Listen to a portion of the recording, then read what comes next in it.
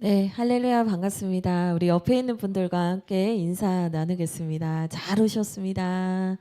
네, 잘 오셨습니다. 네, 우리 하민이가 저 전용 의자에 앉으니까 너무 의젓한 거예요. 막 설교 노트 줘야 될 것 같고. 우리 열매도 저 의자 뭐냐. 네, 우리 한 사람 한 사람 하나님께서 이렇게 날마다 키우시고 자라게 하시고 또 우리에게 또 맞는 그 은혜와 자리를 날마다 허락하시는 줄 믿습니다. 오늘도 하나님께서 우리에게 들려주시는 이 음성 말씀 듣고 우리가 더 주님 안에서 자라가는 그런 복된 주일 되기를 바랍니다. 우리 함께 오늘 하나님께서 주신 말씀 읽겠습니다. 갈라디아서 6장 6절에서 10절까지의 말씀입니다. 저와 여러분이 교독하고 마지막 절은 함께 읽도록 하겠습니다. 제가 먼저 읽겠습니다. 가르침을 받는 자는 말씀을 가르치는 자와 모든 좋은 것을 함께하라. 스스로 속이지 말라. 하나님은 업신여김을 받지 아니하시나니 사람이 무엇으로 심든지 그대로 거두리라. 자기의 육체를 위하여 심는 자는 육체로부터 썩어질 것을 거두고 성령을 위하여 심는 자는 성령으로부터 영생을 거두리라. 우리가 선을 행하되 낙심하지 말지니 포기하지 아니하면 때가 이름에 거두리라. 함께 읽겠습니다. 그러므로 우리는 기회 있는 대로 모든 이에게 착한 일을 하되 더욱 믿음의 가정들에게 할지니라. 아멘. 네, 2월에는 저희가 축복 시리즈 설교를 하고 있습니다. 여러분 혹시 모르시는 건 아니겠죠? 1월 달에 무슨 시리즈였는지 기억하시나요? 신앙의 원칙에 대한 이야기들을 계속했어요. 그리고 이제 2월 달에는 저희가 축복에 대한 이야기를 나누고 있습니다. 목사님 시리즈 설교가 계속되나요? 네, 맞습니다. 저희가 상반기 1월 초에 피정을 가서 1년치 설교를 다 정하고 왔어요. 그래서 월마다 시리즈 설교를 계속해 나갈 텐데요. 아주 재밌게 잘 구성을 했습니다. 갑자기 투머치 광고인데 1년 동안 예배 빠지시면 돼요, 안 돼요? 안 됩니다. 즐겁고 재밌는 말씀 여러분 많이 누리시면 좋겠어요. 특별히 오늘은 축복의 말씀 시리즈거든요. 지난주에는 하나님의 백성을 향한 하나님의 놀라운 축복이라는 제아의 말씀을 전했어요. 광야 같은 인생길 속에서 하나님이 우리를 돌봐주시지 않으면, 하나님이 그 하나님의 얼굴을 우리를 향하여서 비춰주시지 않으면 우리가 이 험한 인생길, 광야길 어떻게 살겠습니까? 그 하나님의 은혜 안에서 살아가는 게 축복입니다. 이 말씀을 드렸어요. 오늘은 어떤 얘기를 할 거냐면요. 공동체에 대한 얘기를 할 거예요. 근데 이제 제목이 뭐죠? 우리 제목 한번 읽어볼까요? 주보에 있습니다. 같이 읽겠습니다. 시작. 때가 이르면 거두는 축복. 네. 이 공동체에 대한 얘기를 할 텐데 제목이 뭐냐면 때가 이르면 거두는 축복이라는 거예요. 사실 이 설교 제목은 여러분들이 아주 잘 아시는 성경 구절을 가지고 이제 만든 제목입니다. 이 성경 구절이 뭐냐면 오늘 우리가 함께 읽었던 6장 9절의 말씀이죠. 우리가 선을 행하되 낙심하지 말지니 포기하지 아니하면 때가 이름에 거두리라라는 이 말씀이 있어요. 이 말씀 진짜 유명한 말씀이에요. 그렇죠? 이 말씀을 가지고 만든 제목인데 목사님 근데 이 말씀이 공동체랑 무슨 상관이에요? 이거 보통 이제 우리가 되게 신앙의 고난을 받을 때 끝까지 인내하고 견디면 하나님이 갚아주신다, 축복해주신다 이런 말씀 아닙니까? 예, 그것도 1차적으로는 맞아요. 그런데 여러분 오늘 6장 9절 말씀을 잘 보셔야 돼요.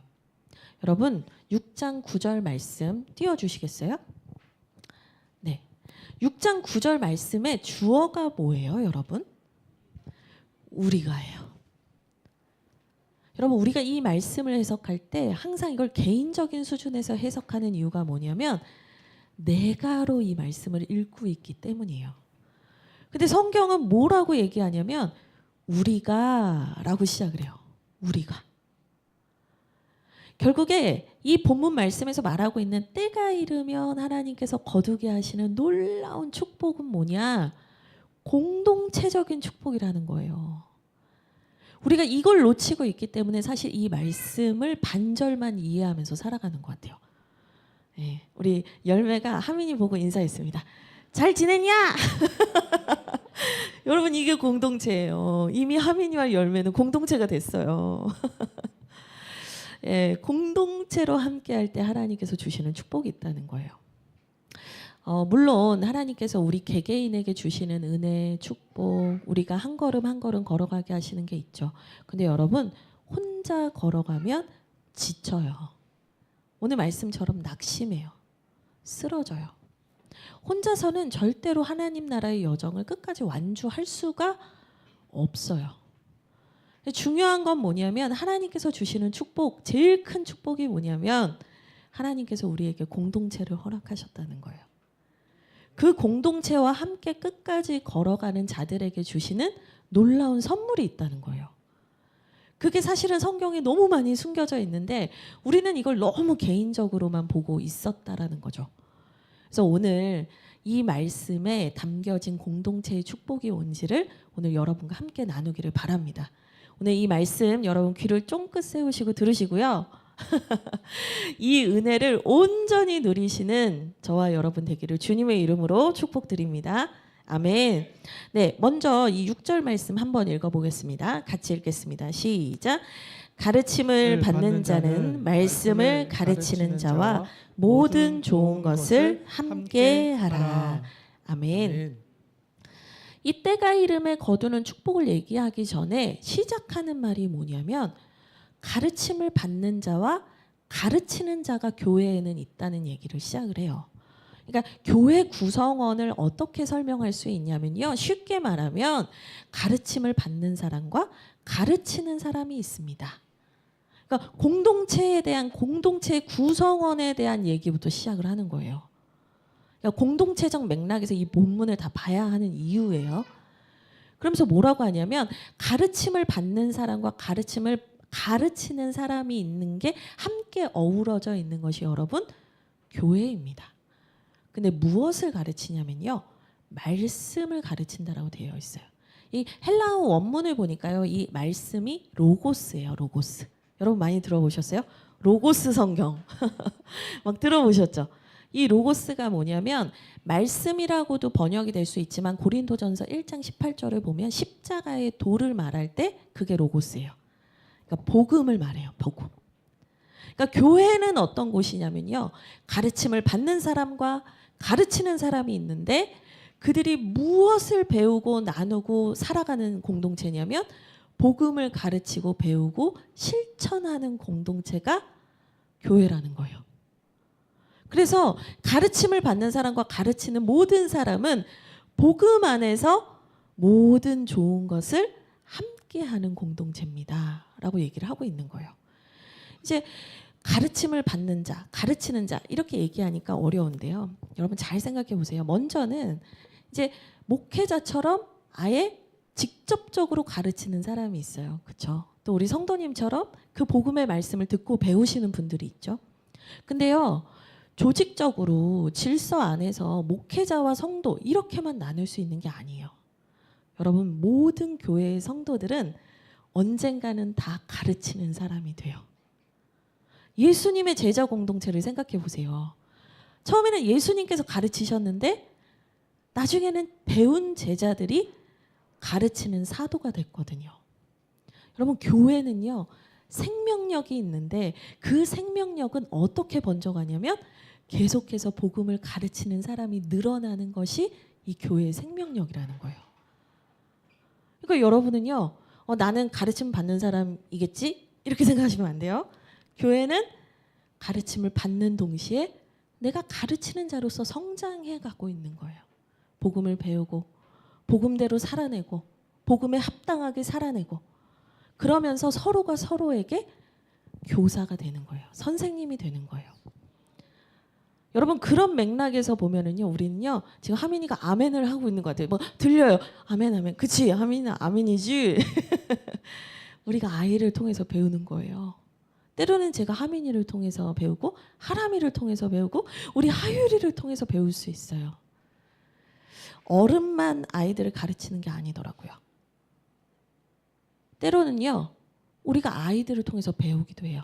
이 말은 뭐냐면 교회는 서로가 서로에게 가르쳐주고 배우는, 같이 함께 성장하고 성숙해 가는 공동체라는 거예요. 이 성경 말씀에서 우리가 낙심하지 말지니 때가 이르면 거두리라라는 이 놀라운 공동체 안에 숨겨진 축복을 말하면서 이 첫 번째로 얘기하고 있는 게 뭐냐면 우리는 함께 할 때 성장하고 성숙하는 하나님의 축복을 누리게 된다는 거예요. 다시 한번 말하면 여러분, 교회 공동체로 사는 게 하나님의 축복이라는 거예요. 교회 공동체로 사는 것이 하나님의 놀라운 축복이다라고 이 사도 바울은 얘기를 하고 있는 거예요. 여러분, 이 안을 벗어나서, 공동체를 벗어나서 내가 하나님의 축복을 누리고 내가 하나님의 뜻을 온전히 이루는 완주하는 인생을 살 수는 없어요.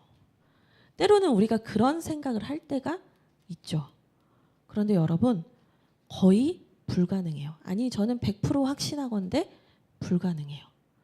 우리는 공동체 안에서 보호받고 그 안에서 말씀을 배우고 내가 지치고 쓰러질 때는 누군가가 나를 일으켜주면서 우리는 함께 갈 수 있는 것입니다.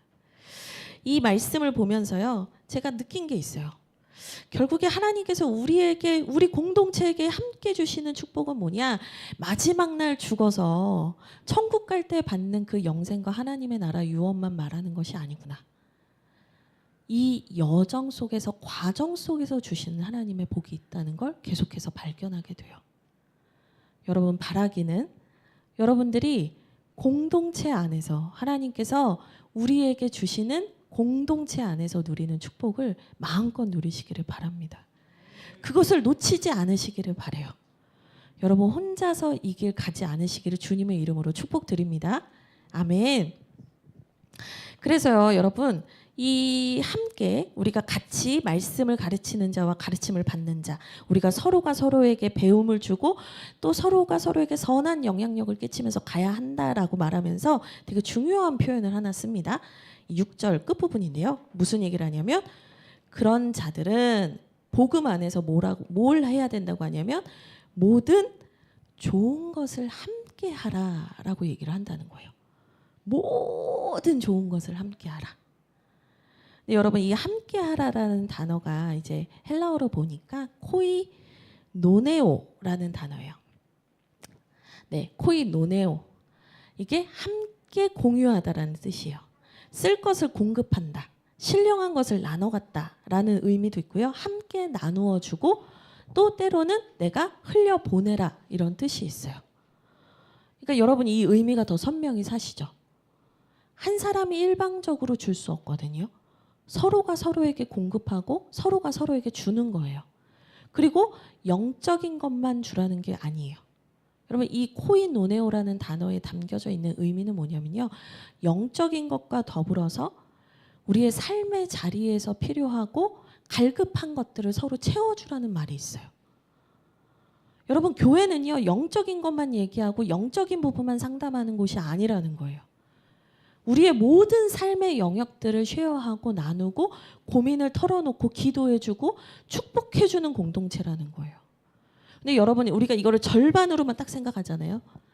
영적인 것만 나누면 됐지, 내 삶은, 나의 삶은 별개야 라고 생각하는 순간요, 우리는요, 공동체를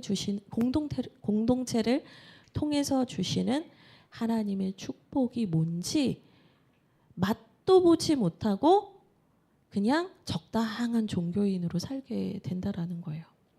이 코이노네오라는 단어를 좀 더 살펴봤어요. 그랬더니 여러분 잘 아는 단어, 코이노니아. 코이노니아라는 단어 들어보신 적 있으세요?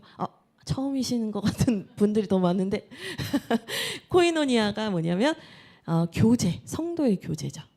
그래서 광고 시간을 어떤 교회는 코이노니아라고 표현하는 교회들이 있잖아요. 교제.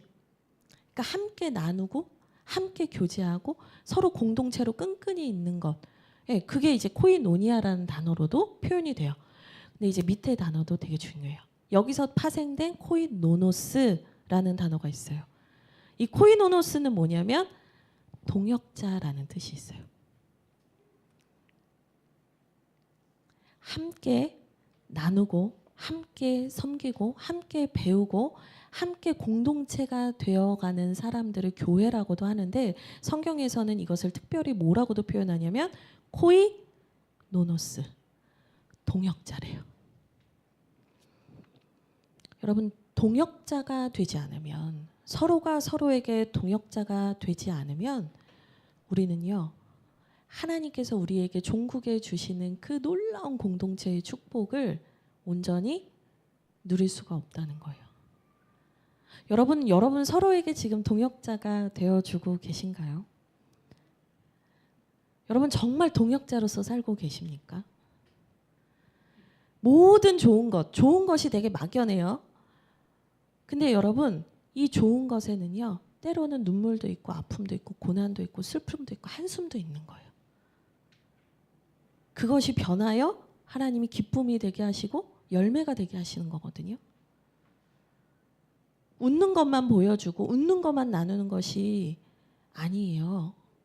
아픔과 고통, 이 사람의 연약함, 부족함을 나누면서 결국에는 이 사람이 성장하고 자라나고 성장해 가는 것을 보는 것이, 그 성장의 모든 과정이 하나님 보시기에 좋은 것이고 선한 거라는 거예요. 여러분, 서로가 서로에게 그렇게 함께 해주는 동역자가 되어주고 계십니까? 저는요, 장담하건대, 확신하건대 우리가 그렇게 서로가 서로에게 동역자가 되어줄 때 우리는요, 차원이 다른 교회와 공동체를 경험하게 될 것이라고 생각합니다. 그것이 하나님께서 우리에게 경험케 하시는 거고요. 저는 목회를 하기 전에 그런 교회 공동체를 경험했습니다. 제가 청년 때 섬겼고 모교회를, 이제 제가 속했던 모교회가 있잖아요. 우리 창립 예배 때 오셨던 우리 최영걸 목사님 기억하세요? 저에게는 목사님이 그런 스승이셨고 저는 그런 공동체에 있었습니다. 정말 천국이 뭔지를 경험했고 때로는 울고 웃는 공동체를 경험했어요. 목사님, 요즘 세상에 그런 거 안 돼요. 코로나 이후로는 더 꿈도 꿀 수 없어요. 아니요, 저는 서로가 복음으로서 가르치며 복음에서 빗나갔을 때 붙잡아주며 바로 잡으며 함께 일으켜주는 공동체를 경험해 봤거든요. 제 존재가 변화되는 놀라운 경험을 했어요. 여러분, 진짜 교회는 진짜 동역자를 만나면 존재가 변해요. 여러분, 존재가 변하는 동역자를 만나셔야 돼요. 여기에서 그냥 아이고 지금 하람이 하율이가 신나게 노는 것 같아요. 괜찮아요? 걱정하지 마세요. 우리가 존재를 변화시키는 동역자와 공동체를 만나지 못하면 우리는 평생 어떻게 사는 거냐면요, 교회에 왔다 갔다 하는 종교인으로 살게 돼요. 아예 목사님 왜 이렇게 극단적으로 얘기하십니까? 아니에요. 성경은요, 둘 중에 하나라고 얘기해요. 참 무서워요. 성경은 분명히 둘 중에 하나라고 얘기를 해요. 그래서 7절에 이런 얘기를 하는 겁니다. 7절 함께 읽어볼까요? 같이 읽겠습니다. 시작. 스스로 속이지 말라. 하나님은 업신여김을 받지 아니하시나니 사람이 무엇으로 심든지 그대로 거두리라. 아멘. 7절에서 무슨 얘기를 하냐면 갑자기 스스로 속이지 말래요. 이게 무슨 말이지? 그러니까 온전한 교회와 온전한 동역자들을 만나셔야 됩니다. 존재가 변하는 교회로서 살아가는 것을 경험하셔야 됩니다. 이 얘기를 하고 나서 갑자기 스스로 속이지 말래요. 이제 의역을 하면 스스로 속이지 말라. 내가 나 자신을 속이지 말라. 이 말도 맞긴 한데요. 원문의 더 정확한 뉘앙스를 살리면 뭐냐면 미혹을 받지 말라라는 뜻이에요. 그러니까 속지 말라. 미혹되지 마라. 근데 여러분을 속이는 자는 누구냐면요, 사탄 마귀예요. 사탄 마귀를 요한복음에서 뭐라고 하냐면 거짓의 아비라고 말해요. 거짓말에 능하다 이 말이에요. 우리를 속이고 계속해서 미혹해서 흔들리고 넘어지게 하는 존재가 있는데 그게 뭐냐면 사탄 마귀예요. 그러니까 스스로 속이지 말라 하면은 스스로 나를 잘 성찰하자, 점검하자 이 정도로만 생각할 수 있는데 그게 아니라 사탄에게 제발 속지 마세요라는 의미가 있다는 거예요. 근데 뭘 속지 말라는 거냐? 뭘 속지 말라는 거냐? 하나님께서 우리에게 말씀하시고 보여주시고 모범으로서 보여주신 그러한 교회와 공동체 안에 살아가지 않아도 괜찮을 거야 라는 생각에 속지 말라는 거예요. 이 문맥을 이해하셔야 되거든요. 속이지 말라. 교회로서 여러분 항상 함께 하십시오. 모든 좋은 것을 함께 누리십시오. 서로가 서로를 지켜주십시오. 그런데 속으시면 안 됩니다. 뭘 속지 말라는 거예요? 나는 나 혼자서도 충분히 교회로 살 수 있다는 그 착각을 내려놓으라는 거예요. 거기에 미혹되지 말라는 거예요. 근데 오늘날에는 그렇게 생각하시는 분들이 되게 많아요. 저 온라인으로 예배 드렸고 주일 성수 매주 하고 있어요. 저 충분히 신앙생활하고 있어요. 여러분 그게요. 정말 어쩔 수 없는 상황 속에서 정말 그런 막 불가피한 상황 속에서 그렇게 예배를 드리고 있다면 그건 귀한 거지만 그게 철저하게 내 중심적인 생각과 판단으로 인해서 그렇게 하고 있다면 그건 정말 다른 문제예요. 여러분 사람들이요. 하나님께서 분명히 명령하신 것은 분명히 함께 우리가 동역자로서 살아가고 하나님의 몸된 공동체를 이뤄가는 것인데 거기에 진짜 하나님의 축복이 있다라고 한다면 얼마나 많은 사람들이 그렇게 살려고 몸부림을 쳐야 되겠어요. 근데 사람들이 생각보다 그렇게 몸부림치지 않고 나는 그냥 공동체가 없어도 충분하다라는 생각 속에 살아가는 이유가 있어요. 여러분 그게 뭐냐면요. 보여주시겠어요? 자막인데 내가 내 불편함, 내가 내 마음대로 할 수 없는 삶의 불편함을 느끼고 싶지 않기 때문이에요. 때로는 상처도 작용할 때가 있어요. 내가 예전에 과거에 받았던 상처 때문에 공동체 안으로 들어오는 것이 두렵고 염려될 때도 있어요. 근데요, 그거는 제가 볼 때는 쉬운 문제인 것 같아요. 왜냐면 하나님의 위로와 사랑이 감동이 부어질 때 그 마음들은 또 이렇게 풀어져요. 근데 여러분 진짜 강력한 마음이 있어요. 그게 뭐냐면 같이 한번 읽어볼까요? 읽겠습니다. 시작. 내가 내 마음대로 할 수 없는 삶의 불편함. 이 불편함을 느끼고 싶지 않은 거예요. 공동체 안에 있으면 내가 드러나야 되고 때로는 내가 불편함을 감수해야 되는 것 같고 내가 내 마음대로 살아가는 게 어렵다라고 느껴질 때가 있거든요. 근데 이거를 성경에서는 뭐라고 하냐면 육체의 소욕을 따라 사는 삶이라고 표현하고 있어요. 이 갈라디아서 6장은 5장과 사실은 함께 봐야 되는데요.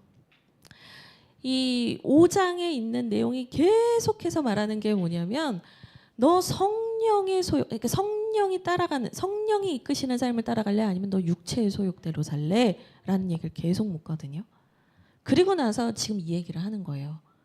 그럼 이 얘기는 뭐냐면 성령을 따라가는 삶은 공동체를 이루고 공동체 안에서 하나님 안에서 동역자들과 함께 하나님 나라를 가는 삶이라고 결론적으로 내고 있다는 거예요. 그럼 육체의 소욕을 따라가는 삶은 뭐예요? 공동체와 상관없이 내가 원하는 대로 살면서도 충분히 나는 구원받을 수 있고 나는 교회를 돕고 있고 나는 하나님 나라를 살아가고 있다라는 착각 속에서 살아갈 수 있다는 거예요. 여러분 갈라디아서 5장 16절에서 23절을 한번 보시겠어요? 핵심이 여기 다 나와 있어요. 지금 이 내용을 아주 간단한 문장으로 몇 문장으로 요약한 게 갈라디아서 6장에 있는 구절들이에요. 제가 5장 16절부터 23절까지 한번 읽어드릴게요. 여러분 한번 보세요. 내가 이르노니 너희는 성령을 따라 행하라. 그러니까 쉽게 말하면 지금까지 설교한 것이랑 연결해서 말씀드린 뭐예요? 성령을 따라 공동체 안에서 살아야 합니다. 그리하면 육체의 욕심을 이루지 않을 겁니다. 나 개인을 위해서 살지 않게 될 겁니다. 육체의 소욕은 그러니까 내가 내 마음대로 하고 싶은 우리의 삶의 본질은 다 뭐냐면 성령을 거스르는 겁니다. 공동체로서 사는 것이 불편한 겁니다. 성령은 육체를 거스르다니 이 둘이 서로 대적함으로 너희가 원하는 것을 하지 못하게 하려 함이니라. 18절 너희가 만일 성령의 인도하시는 바가 되면 율법 아래에 있지 아니하리라. 19절 육체의 일은 분명하니, 그러니까 분명히 내가 내 소욕과 내 원하는 대로 살아갔을 때 우리가 맺게 되는 열매는 이런 거래요. 곧 음행과 더러운 것과 호색과 우상숭배와 주술과 원수 맺는 것과 분쟁과 시기와 분냉과 당짓는 것과 분열함과 이단과 투기와 술 취함과 방탕함과 또 그와 같은 것들이라. 전에 너희에게 경계한 것 같이 경계하노니 이런 일을 하는 자들은 하나님의 나라를 유업으로 받지 못할 것이다. 근데요, 오직 성령의 열매는 그 성령을 따라가며 하나님을 위하여 살아가는 사람, 그래서 공동체 안에서 하나님이 기뻐하시는 삶을 사는 사람에게는 뭐가 맺힌대요? 사랑과 희락과 화평과 오래 참음과 자비와 양성과 충성과 온유와 절제니 이 같은 것을 금지할 법이 없다. 인생이 맺는 열매가 딱 2개밖에 없대요. 내 소욕, 내 육체의 소욕을 따라가는 삶에는 사실은 계속해서 갈등과 분쟁과 어려움과 미워함과 서로 다투는 일들이 가득한데요. 성령을 따라가면서 공동체 안에서 하나님이 원하시는 길을 가는 사람에게는 성령의 열매가 맺힌다는 거예요. 그리고 여러분 이 21절 보시면 육체의 소욕을 따라가는 사람은 하나님의 나라를 유업으로 받지 못한다라고 얘기했죠. 그럼 뭐예요? 반대로 성령을 따라가며 공동체 안에서 함께 하나님의 뜻을 이루어가고자 하는 자들에게 주시는 하나님의 축복이 뭐라는 거예요? 하나님 나라의 유업이라는 거예요. 달라요. 여러분 7절에 스스로 속이지 말라.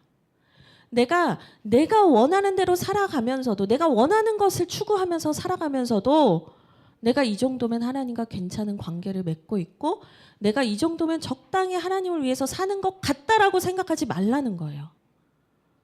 왜냐? 하나님은 업신여김을 받지 않으신대요. 하나님 다 아신다는 거예요.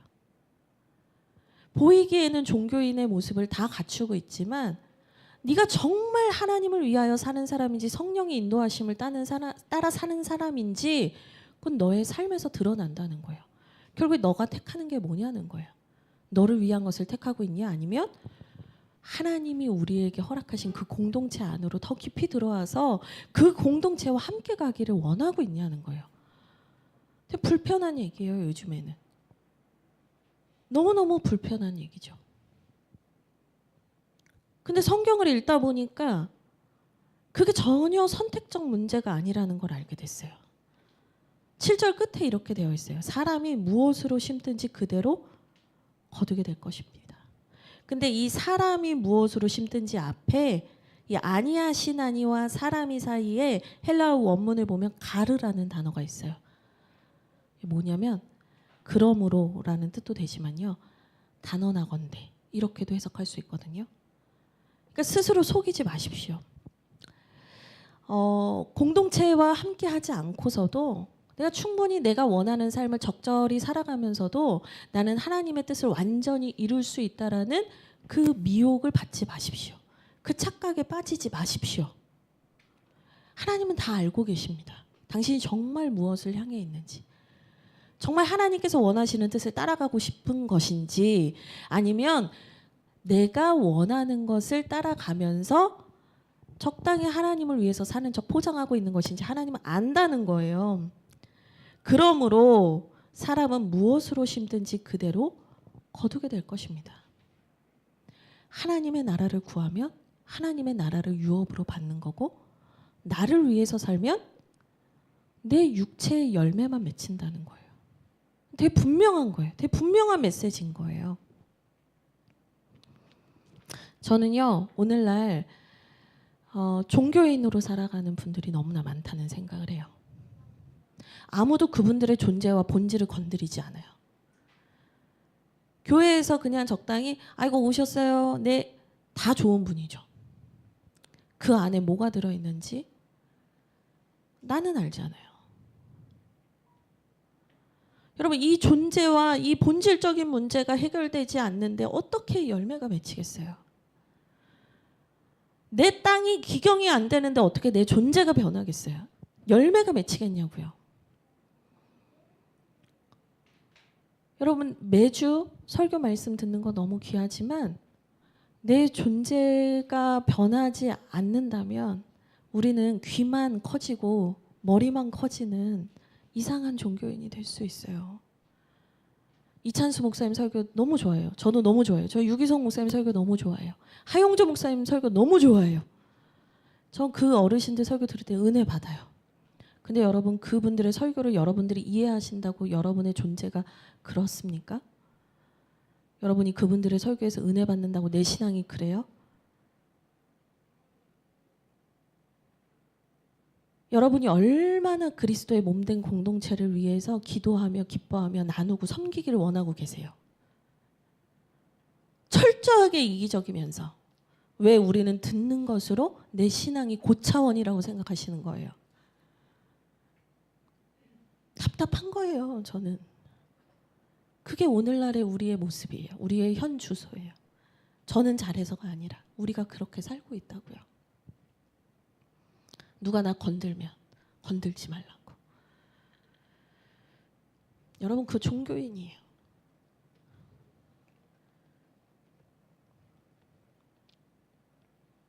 우리는 나를 위해서 살든지 하나님을 위해서 살든지 그 두 가지 길에 놓여 있어요. 그리고 그것은 뿌리는 대로 거둔다 라고 얘기를 해요. 하나님 나라를 위해 살고 하나님을 위해 살면 하나님 나라의 유업을 받고 성령의 열매를 받고요. 나를 위해서 살면 그냥 내 안에 있는 게 고스란히 내 삶의 열매를 맺히는 거예요. 내 안에 있는 게 미움과 분노와 교만과 질투니 19절 보세요. 음행과 더러운 것과 호색과 우상숭배와 주술과 내 속에 있는 게 그대로 맺히는 거예요. 여러분 이 마태복음 말씀에 그런 말씀이 있어요. 좋은 나무가 좋은 열매를 맺고 나쁜 나무는 나쁜 열매를 맺는데요. 나의 존재 안에 있는 게 내 본질이 내 삶의 열매로 나타나는 거예요. 나는 착한 사람인데 나쁜 열매가 어쩌다 보니 저 사람 때문에 맺혔어요. 아니라니까요. 이 존재의 변화는 어디서 일어나고 이 존재의 회개는 어디서 일어나냐면 공동체 안에서밖에 안 돼요. 내가 내 삶을 마음대로 할 수 없는 불편함을 감수하고 그 공동체 안으로 들어가서 내가 복음대로 배우고 있는지 내가 복음대로 살고 있는지 내가 복음대로 살지 못할 때 나를 일으켜주는 사람이 있는지 나에게 하나님의 말씀을 바로 전해주는 사람이 있는지에 따라서 우리는 존재의 변화가 일어나기도 하고 그렇지 않기도 해요. 여러분 그런 공동체를 꿈꾸셔야 돼요. 불편하겠죠. 아니 불편해요. 근데 신앙생활은 제가 분명히 말씀드리지만 불편한 거예요. 편한 거 아니에요. 내가 편하려면 주님 따라갈 수 없어요. 제일 쉽게 표현해 주는 예화가 있어요. 성경에. 여러분 부자 청년 비유 아시죠? 부자 청년이 예수님을 찾아왔어요. 선한 선생님, 제가 뭘 하면 영생을 얻을 수 있겠습니까? 그랬더니 예수님이 이제 이 청년이 얘기해요. 제가 뭐 이것도 하고 저것도 하고 뭐 했다.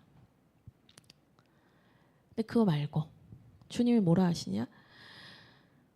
너가 가지고 있는 재산 다 팔고 나를 따르라.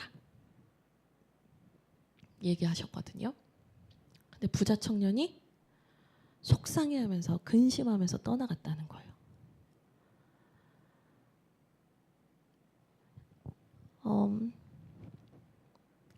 내가 진짜 온전히 하나님을 위해서 하나님 나라를 위해서 그 주님을 따라가면서 사는 삶에서는 불편한 거예요. 그것까진 좀. 근데요. 그 복음 앞에 구원의 요청 앞에 부르심 앞에 이 사람이 순종하지 않고 거절하고 갔잖아요. 이 사람은 행위는 해요 계속. 십계명 잘 지키고 있다고. 근데 그 사람은 예수와 전혀 상관없는 사람이었단 말이에요. 우리가 신앙생활을 그렇게 할 때가 있다는 거예요. 계속해서 내가 괜찮은 사람으로 적당히 하나님과 관계 있는 사람인 것처럼 하지만 그분이 나를 온전히 전적으로 따르라고 할 때 우리는 불편해요. 남들이 보면 부자 청년은 완전 훌륭하고 완벽한 청년인데요. 그 사람은 존재의 변화를 경험할 수 없어요. 여러분 변하셔야 돼요. 근데 내가 변할 수가 없어요. 하나님의 방법은 뭐였냐면 공동체로 들어와서 복음과 충돌하면서 내 자아가 깨져야 된다는 거예요. 같이 살려면 당연히 기분 나빠요. 불편해요, 여러분. 근데 여러분 그게 내 옆에 사람 때문이 아니고요. 내 자아가 깨지고 있는 중이에요. 진짜 십자가의 복음을 경험한다는 게 뭔지 공동체에서만 경험할 수 있어요. 여러분 우린 공동체 안으로 들어오지 않으면 내가 얼마나 나쁘고 내가 얼마나 악한 사람인지 잘 몰라요. 내 되게 괜찮은 사람인 줄 알아요. 근데 공동체 안에서 우린 무너져요. 내가 이것밖에 안 돼? 내가 진짜 이거밖에 안 되는 사람이었어? 내가 믿는 게 이거밖에 아니었어? 여러분 그 바닥을 치셔야 돼요. 그래야 우리가 나에게 예수님이 필요해. 그래야 나에게 선한 게 없어. 나는 성령님이 필요해. 이걸 알게 되는 거예요. 아까 말씀드렸던 부자 청년 대화에서 이 부자 청년이 선한 선생님 이렇게 했더니 이제 뭐 예수님 막 얘기해 주셔. 나 따라라. 근데 그 전에 예수님은 뭐라고 하시는 줄 알아요? 예수님은 촌철살인의 말을 참 잘하세요. 무슨 얘기를 하셨냐면 너는 어찌하여 나를 선하다 하느냐. 마가복음 10장 18절에도 있어요. 너는 어찌하여 나를 선하다 하느냐. 하나님 한 분 외에는 선한 이가 없다.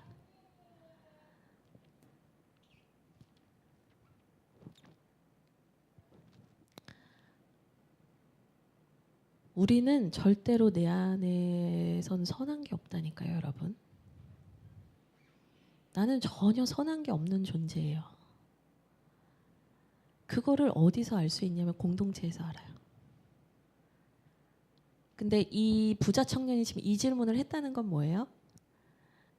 여전히 내가 나로서 선해질 수 있다라는 스스로 속이는 그 착각에 빠져 있는 거예요.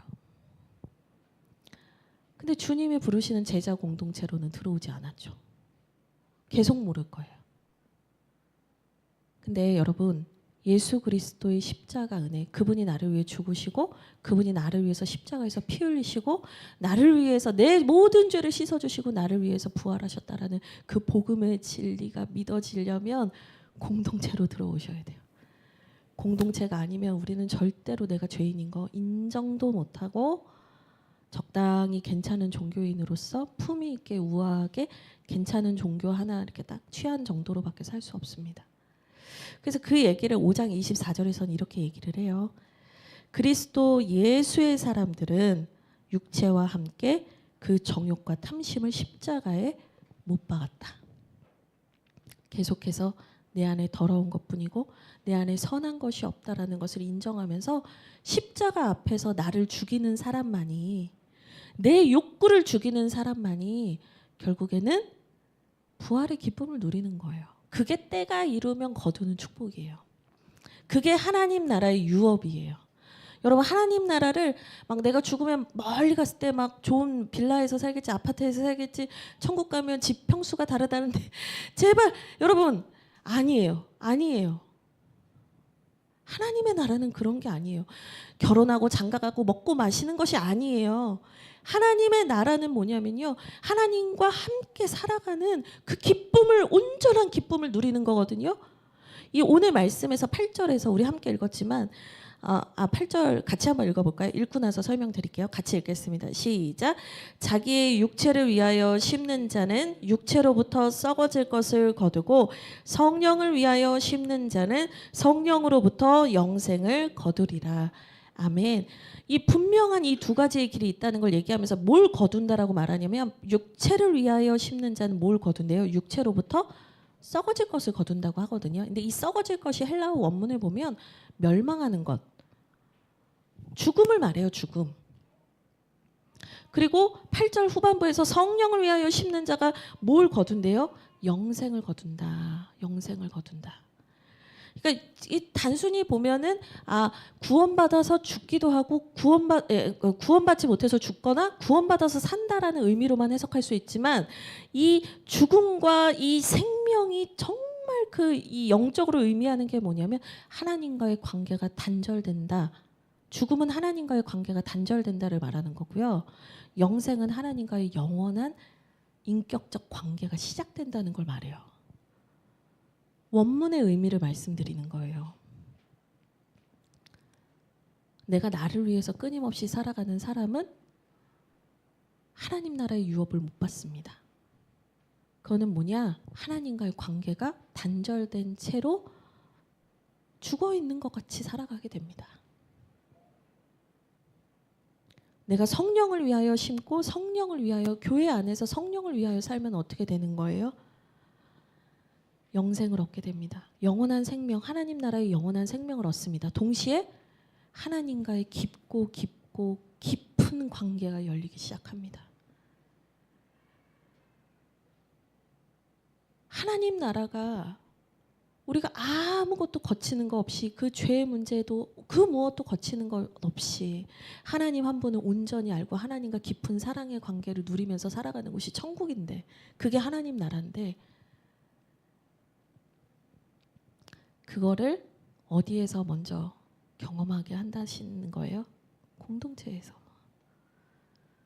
여러분 교회는 하나님의 몸된 교회는 하나님 나라의 예표예요. 예표가 뭐냐면 미리 보여주는 거란 말이에요. 하나님 나라가 그 하나님과 온전한 관계를 누리면서 그 공동체적 기쁨을 누리면서 하나님과 예배하고 찬양하게 되는 곳인데 교회는 그 하나님 나라의 예표란 말이에요. 근데 그거를 교회에서는 누리지 않은 채로 하나님 나라를 소망하고 있다? 말도 안 되는 얘기예요. 여러분 더 정확한 얘기 드릴까요? 나는 혼자서도 하나님 나라를 추구할 수 있습니다라고 말씀하신다면 정말 스스로 속이지 마셔야 돼요. 왜냐? 하나님 나라는 공동체잖아요. 나 혼자서 공동체를 지향하고 있고 나 혼자서 공동체를 추구하고 있다? 이게 얼마나 모순된 말씀이냐고요. 말이냐고요. 하나님의 나라는 공동체잖아요. 교회 안에서 발견될 수 있는 가치란 말이에요. 내가 공동체 안에서 함께 살고 함께 일어나고 함께 회복되고 존재가 변화되는 경험을 할 때 하나님의 나라는 이거보다 얼마나 더 좋을까 이걸 알게 되는 거예요. 내가 혼자서 하나님 나라를 소망하게 되기는 어려워요. 왜? 내가 살아가는 발을 붙이고 살아가는 이 땅에서 하나님이 우리에게 허락하신 하나님 나라의 기쁨이 뭔지를 맛보게 해주셨는데 그걸 맛을 못 보고 있는데 어떻게 눈에 보이지도 않는 하나님을 갈망하면서 하나님 나라를 기다린다. 속이는 거예요. 우리는 공동체를 통해서 하나님 나라를 맛보고 그럼으로써 진짜 우리가 마지막에 영원히 거할 그 하나님 나라를 기다리게 되는 거예요. 여러분 우리가 선택적인 수용, 선택적인 참여, 선택적인 믿음으로 살아갈 때가 많습니다. 내가 충분히 컨트롤할 수 있는 선택과 내가 충분히 컨트롤할 수 있는 믿음으로 살아가려고 합니다. 그런데 하나님의 나라는 내가 통제하고 내가 컨트롤하는 그 믿음으로 살아가는 곳이 아니고요. 온전히 성령을 따라가는 성령의 통치하심, 성령의 다스리심 속에서 발견되는 곳입니다. 여기에서 말하는 것은요. 내가 개인적으로 그냥 적당히 교회를 위해서 살았으니 나에게 성령의 열매가 맺히겠지가 아니에요. 공동체로 더 적극적으로 들어와서 하나님 나라를 공동체와 함께 추구하라는 메시지가 있는 거예요. 그때 하나님께서 우리에게 영생을 주시고 때가 이르면 거둔다는 약속의 말씀을 주시는 겁니다. 우리 9절 말씀 함께 읽을까요? 같이 읽겠습니다. 시작. 우리가 선을 행하되 낙심하지 말지니 포기하지 아니하면 때가 이름에 거두리라. 아멘. 우리가 처음에 말씀드렸던 주어를 다시 건네드립니다. 우리가 선을 행하되 이 선은 아까 말씀드린 것처럼 부자 청년 비유에서처럼 선은 하나님을 위하여 살면, 이 본문에선 성령을 위하여라고 표현도 됐죠. 우리가 하나님을 위하여 살아간다면, 성령을 따라간다면 우리는 낙심하지 않을 겁니다. 우리는 절대로 포기하지 않을 겁니다. 우리는 때가 이름에 반드시 함께 거둘 겁니다. 우리의 존재의 변화들, 우리의 존재에서 성령의 열매가 맺히는 역사들, 하나님의 유업을 함께 누리는 기쁨들, 우리는 그것을 함께 누리게 될 것입니다. 이 얘기를 하고 있는 것이죠. 6장 2절에는 그래서 사실은 먼저 이 얘기를 했어요. 같이 6장 2절 말씀도 한번 읽어볼까요? 같이 읽겠습니다. 시작. 너희가 짐을 서로 지라. 그리하여 그리스도의 법을 성취하라. 사실 6장 2절의 결론은 이미 나와 있었어요. 너희가 서로가 서로를 책임지고 공동체로 살 때 그리스도의 법, 하나님을 위하여 살아가는 그 하나님의 뜻은 이루어질 거다. 성취될 것입니다. 요즘 세상에 너무나 민감하고 불편한 말씀이었지만 너무나 중요한 말씀이어서 이것이 우리가 누릴 수 있는, 이 땅에서 누릴 수 있는 너무나 큰 축복이 담겨 있는 말씀인데, 이것을 계속 놓치고 있는 우리의 인생을 향하여 하나님이 들려주신 말씀으로 여러분이 받으셨으면 좋겠습니다. 10절에 이런 말씀이 있습니다. 이제 10절 읽고 마치려고 하는데요. 그러므로 우리는 기회가 있는 대로, 우리죠. 내가 아니죠. 우리는 기회 있는 대로, 그러니까 기회 있는 대로는 그냥 하고 싶을 때만 하세요. 이게 아니에요. 선택적 믿음으로 살라는 말이 아니에요. 항상 언제나 때를 얻든지 못 얻든지 모든 이에게 착한 일을 하되, 이 착한 일이 또 뭐 착한 일은 뭔가 이렇게 윤리 도덕적인 건가 아니에요. 9절의 선을 말하는 거예요. 하나님을 위하여 살아가는 삶을 모든 이와 함께 살아갈 때 우리에겐 분명한 하나님의 축복과 열매가 있을 것입니다. 그래서 마지막에 더욱 믿음의 가정들에게 할지니라. 이 믿음의 가정은요, 교회를 말해요. 예전에는 가정교회였잖아요. 가정에서 교회를 시작했잖아요. 초대교회 시절에는. 이거 가정이라고 하니까 그냥 각 가정이라고 해석하시는 것보다는 이건 뭐라고 해석하셔야 되냐면 교회 공동체로 해석을 하시는 게 정확한 성경 해석이에요. 다시 말하는 거예요. 여기서 다시 말해요. 여러분, 할 수 있는 한 여러분의 모든 것을 다해서 여러분과 함께하고 있는 그들과 하나님을 위하여 살아가는 공동체를 이루십시오. 라고 말하면서 10절은 끝을 맺는 거예요. 여러분이 거두고 싶은 열매가 내 욕구를 이루는 것이라면 이 말씀은 힘들고 어렵게 들리겠지만, 우리가 모여있는 이유가 하나님을 위해서고 내 소욕이 아니라 성령을 따르는 것이라면 우리에게는요, 이 말씀은요, 너무나 든든한 말씀이 돼요. 여러분, 하나님의 공동체, 이 작은 공동체지만 하나님께서 일하시는 공동체, 하나님께서 우리의 존재를 바꾸시는 공동체로 주하길교회로 여러분을 보내셨다는 것을 굳게 믿으시길 바랍니다. 그리고 여러분, 제가 너무너무 강조하고 싶은데요. 저는 오늘 설교 이후로는 절대로 2번 강요는 안 할 겁니다. 여러분 꼭 목장 신청하세요. 여러분 정말 목장 신청하셨으면 좋겠어요. 나 혼자서 신앙생활 할 수 없어요. 여러분이 공동체 안에서 주신 하나님의 축복을 꼭 누리시기를 주님의 이름으로 축복드립니다. 우리 함께 기도하겠습니다. 네, 먼저 기도하려고 하는데요. 교회는 나의 욕구를 드러내는 곳이 아니고 세상의 명예와 자랑을 말하는 곳도 아니고 오직 복음으로서 가르침을 받고 가르치는 곳이 교회입니다. 이 교회의 본질에서 멀어질 때 우리는 자꾸 종교인이 되어가는 것 같아요. 성경은 분명히 말하고 있습니다. 교회는 복음을 가르치고 배우는 곳이다. 그리고 그 복음으로서 살아가며 서로 섬기고 나누고 함께 지어져가는 곳이다. 주하길교회가 이 복음의 본질에 굳게 선 교회 되기를 원합니다. 복음대로 살아갈 때 가장 행복한 교회 되기를 원합니다. 복음만 붙잡고 나아갈 때 정말 그 하나님 나라의 기쁨과 놀라운 은혜가 부어지는 교회 되기를 원합니다. 우리 이것을 위해서 주여 한번 부르며 기도하겠습니다. 주여